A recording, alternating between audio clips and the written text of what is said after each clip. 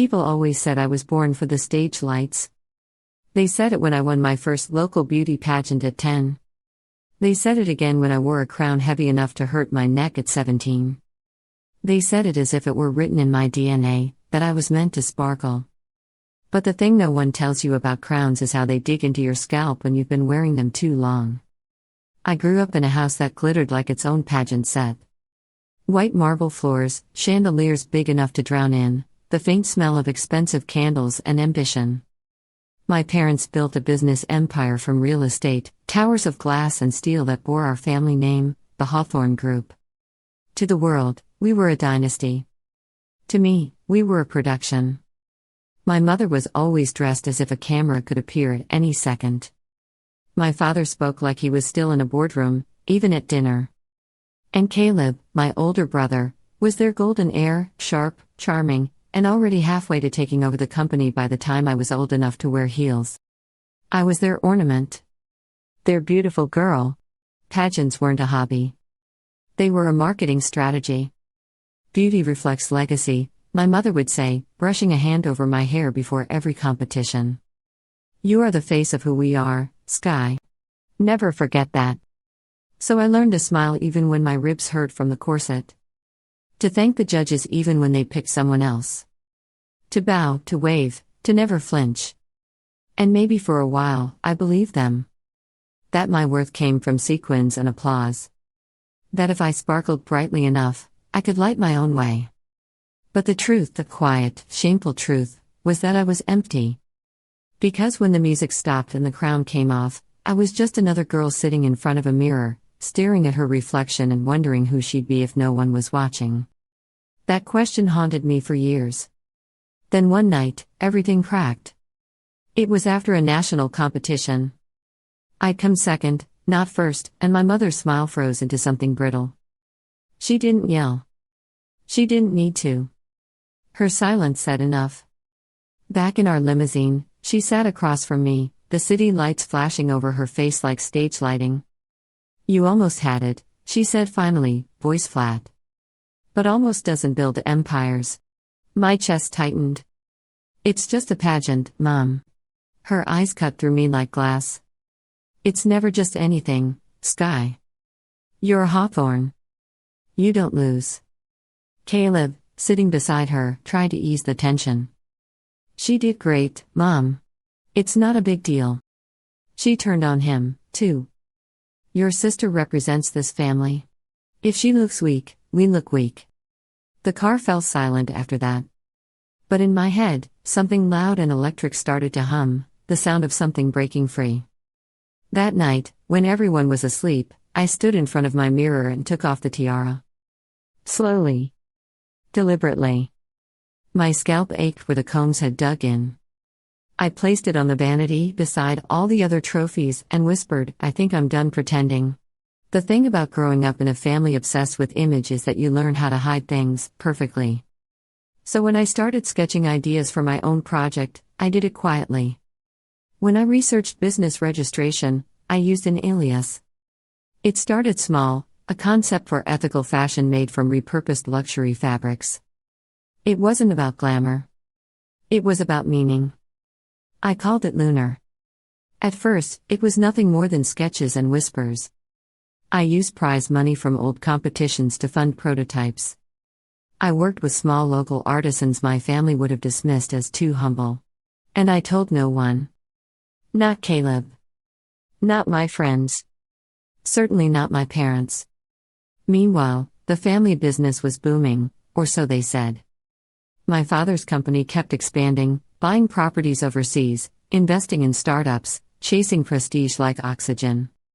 I'd overhear snippets of phone calls, stress in his voice, tension in my mother's, but every time I asked, they'd smile. Everything's fine. Everything was not fine. I knew it the night I walked into the living room and found my father sitting alone, his tie undone, staring at a document that made his hand tremble. Dad? He startled, then forced a smile. Couldn't sleep either, huh? What's wrong?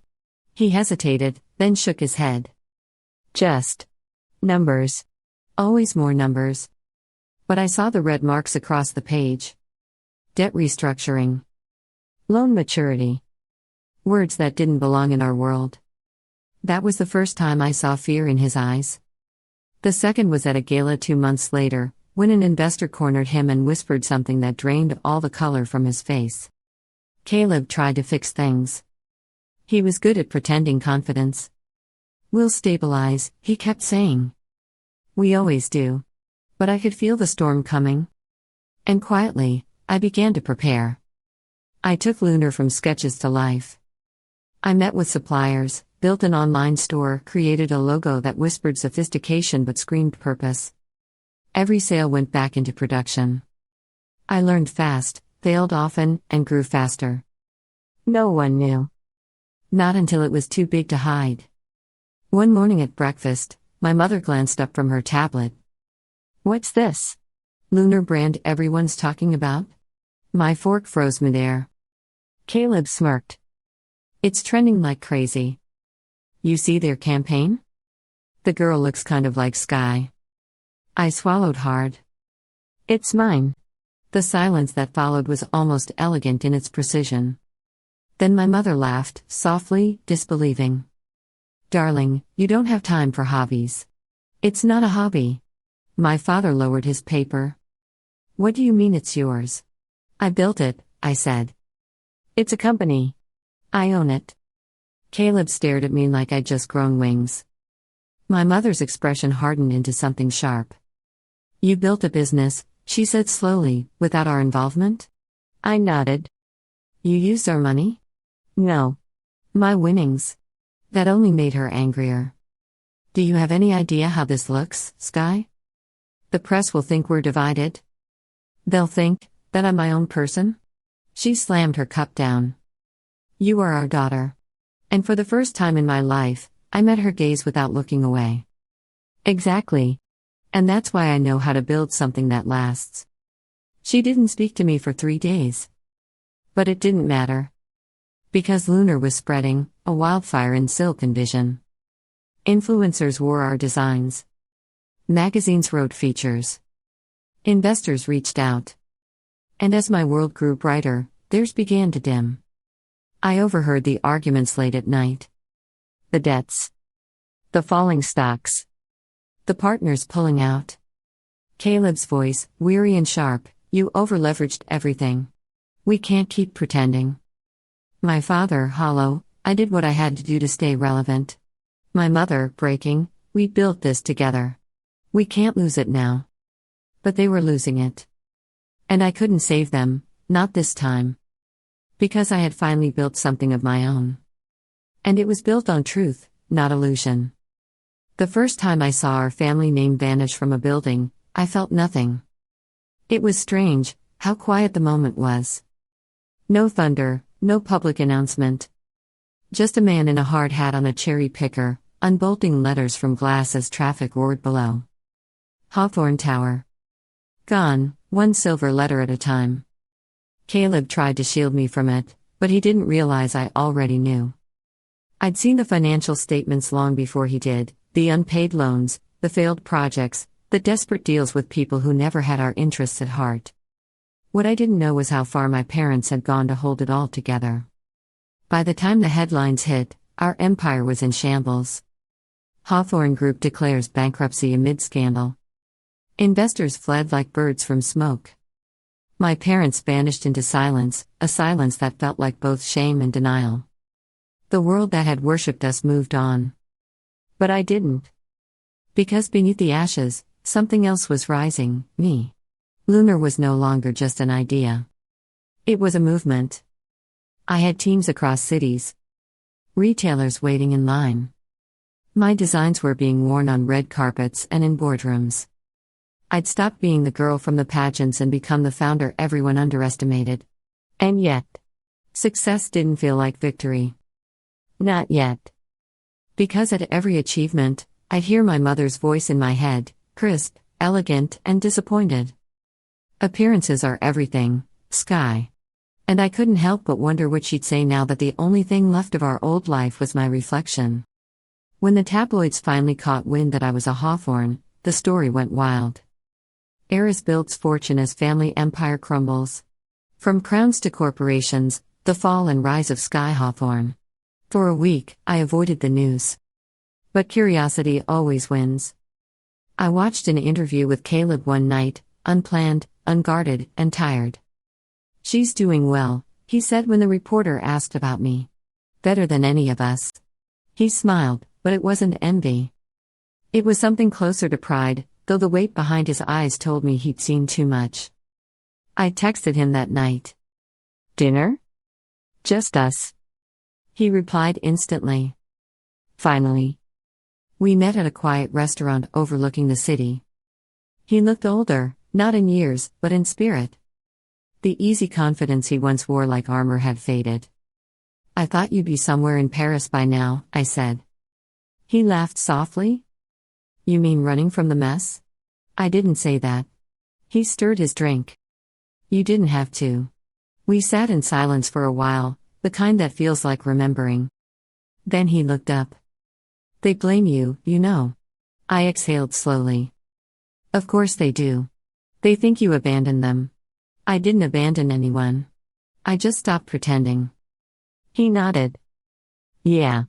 I know." For a moment, he smiled, that same boyish smile that used to get him out of trouble. "You built something real, Skye. I'm proud of you."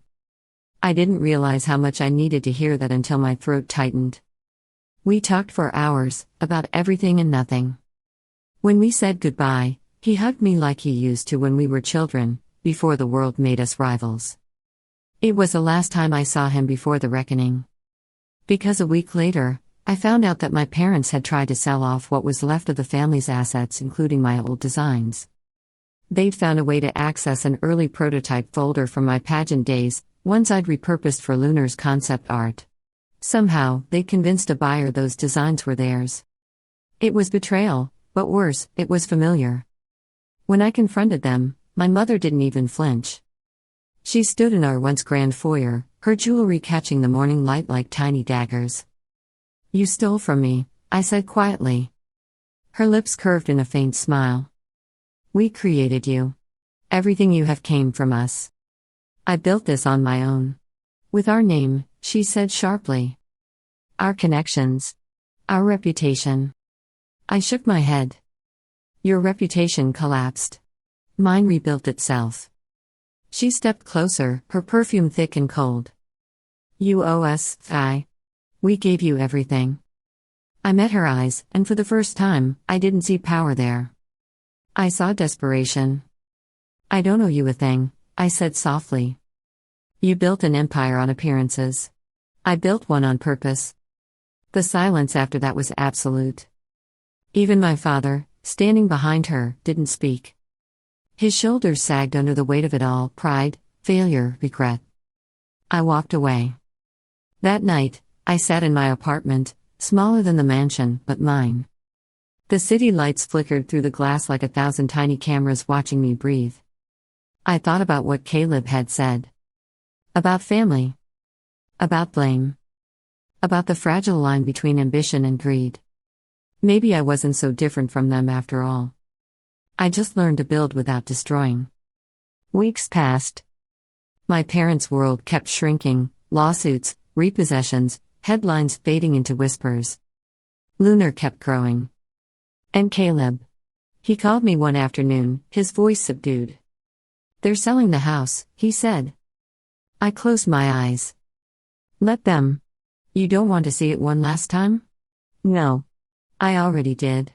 But something in his tone lingered, a sadness I couldn't ignore. So I went. The mansion looked smaller than I remembered. Stripped of furniture, it felt hollow, like a stage after the curtain falls. My footsteps echoed through the marble halls. I touched the walls one last time and whispered goodbye. In the main hall, I found Caleb staring out the window. "End of an era," he murmured. "Maybe the beginning of one," I said. He smiled faintly. "You always were the dreamer." "No," I said, looking at him. "I just stopped dreaming for other people." He chuckled, then sighed. "I think they'll come around someday." "Maybe," I said. "But even if they don't, I have peace." He turned to me. "And power." I smiled. "That too." When I walked out of that mansion for the last time, I didn't look back. The sky was streaked with gold and gray, the color of endings and beginnings. And for the first time in my life, I felt completely, fiercely alive. I used to think success would sound like applause. It doesn't. It sounds like silence, the kind that hums between skyscrapers when you stand at the top and realize no one else made it this high with you. Lunar had become a global name. We'd opened our first flagship store in New York, and I stood on the mezzanine the night of the launch, looking down at a sea of people, editors, influencers, investors, all draped in our designs. The cameras flashed, the music pulsed, and yet I felt something like grief tug at the edges of it all. Because every victory still echoed with the ghost of what I'd lost. I'd built my empire on integrity, on innovation, on the opposite of everything that destroyed my parents' world, and yet, in the reflection of that glass, I still saw their faces. I could almost hear my mother's voice. Keep your chin up, Skye. Never show uncertainty. Funny how her lessons still worked, even now. I was scheduled to give a speech that night, the official debut of Lunar as not just a brand but a vision. The host handed me the mic, the crowd quieted, and I looked out across the glittering room. I was taught that perfection was everything, I said. That if you smiled brightly enough, no one would see the cracks. But cracks are where the light gets in, and where the truth begins. A pause. A flicker of camera flashes. My name is Skye Hawthorne, I continued. I was born into a world that prized appearances. I chose to build one that values authenticity. This isn't a brand. It's a promise that beauty and integrity can coexist. The applause came like a wave, steady, strong, and strangely distant. I smiled, but inside, something shifted. After the launch, I stepped outside alone. The night was cool, the city alive with light and noise. Across the street, a billboard displayed Lunar's newest campaign, a woman standing tall, unashamed, her gaze fixed forward. For the first time, I realized she wasn't a model. She was a reflection of me. Then, my phone buzzed. Caleb. Call me when you can. It's important. I called immediately. His voice was quiet, frayed. It's Mom. My heart stopped. What about her? She collapsed. Stress, mostly. The doctors say she'll recover, but she's asking for you. For a moment, I just stood there, the lights of the city blurring into stars. I hadn't spoken to her in nearly a year. Not since the confrontation, the one that severed whatever was left of our connection. And now, she was asking for me. By morning, I was on a plane. Hospitals have a smell, sterile, cold, but faintly human. When I walked into her room, she looked smaller, paler. The woman who'd once filled rooms with elegance and fire was lying quietly, her hand trembling against the sheets. She turned her head when she heard me.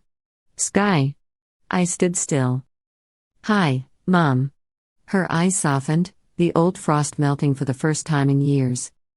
You came. Caleb said you wanted to see me. A long silence. Then, I've had time to think. She looked past me, as if speaking to ghosts. We built so much. And lost it all. I wanted perfection so badly I forgot to be kind. To you. To your father. To myself. I swallowed hard. I just wanted to be seen. Her gaze found mine again, and for once, there was no pride there. Just regret. I see you now. I didn't realize I was crying until she reached for my hand. Her fingers were cold, but her grip was steady. You did what I never could, she whispered. You built something real. It wasn't an apology. But it was close enough. She drifted off to sleep soon after, and I sat by her bed, listening to the rhythm of the machines. Somewhere between those beeps and breaths, forgiveness began to bloom, slow, hesitant, but real. Caleb arrived later, looking weary but relieved. You okay? He asked. I nodded. I think I am. He leaned against the wall, exhaling. You know, Dad's been asking about you too. Keeps saying you're the only one who figured it out. Figured what out? How to make meaning out of all this. I smiled faintly. Maybe I just had to lose everything first. He chuckled. Seems to run in the family. We both laughed then, quiet, genuine laughter, like the sound of something healing. A week later, I visited our old home. It had been sold and remodeled, but the bones were still there: the staircase where I'd learned to balance books on my head, the window where I'd practiced fake smiles before pageants. I walked through it all and felt the strangest thing: gratitude. Because that house had raised a girl who learned how to perform, but it also raised a woman who learned how to create. And creation, I realized, was the truest form of rebellion. Months passed. My mother recovered, slowly. My father retired quietly, spending his days tending to the garden behind a modest townhouse. Caleb joined me at Lunar, not as an executive, but as something better, an ally. We rebranded together. Expanded into sustainable tech, mental health initiatives, scholarships for young designers. The company became more than a fashion house, it became a symbol of reinvention. One night, after a long day of meetings, I stood alone in the new Lunar headquarters, a tower of glass and light, right in the heart of the city. On the top floor, there was a small gallery space filled with photographs from our journey, early sketches, first collections, the people who made it possible. In the center hung one framed image, a tiara resting beside a blueprint. Beneath it, a small plaque read, "Where Beauty Met Purpose." I stared at it for a long time. Then I turned to the window, looking out at the skyline. It was raining softly, the city lights turning every drop into gold. And for the first time, I didn't see myself as the girl who had to shine to be loved. I was the woman who learned that love, like success, doesn't come from being seen. It comes from seeing clearly. When people ask me later what my greatest achievement was, I didn't say Lunar. I didn't say wealth or recognition. I said peace. Because peace, after everything, was the rarest crown of all. The lights fade, but the story lingers, just like the strength behind every silence. Was it justice? Or revenge? If this one stirred something in you, stay a little longer. Listen to the next story and subscribe for more cinematic journeys of ambition, betrayal, and rebirth. Every ending holds a truth, quiet, waiting, unfinished. Until next time. Rise quietly. Rise fiercely.